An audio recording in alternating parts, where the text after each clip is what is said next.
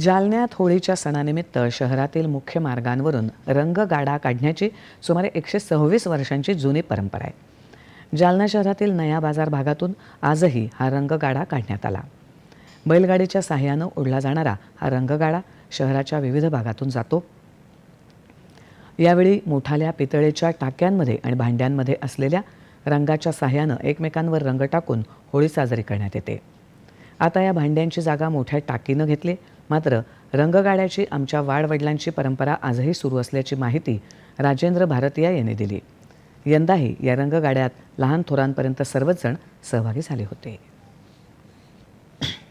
हे रंगाडा आमच्या वडिलोपार्जित निघतोय। कन्यालाल श्रीकिशन भारतीया या रंगाड्याचे सूत्रधार होते आमचे आजोबा पंजोबा।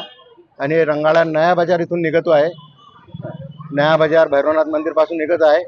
नया बाजार बालाजी गल्ली, अकेली बस्ती मस्जिद, नाथबाबा गल्ली, बड़ी सड़क, काली कुर्ती मार्गे, कादराबाद शिवाजी पुतला मार्गे, फुल बाजार आणि पुन्हा दाना बाजार मार्गे नया बाजारला पुन्हा असं विसर्जन होत आहे। ही 126-27 वर्ष झाले कमीत कमी।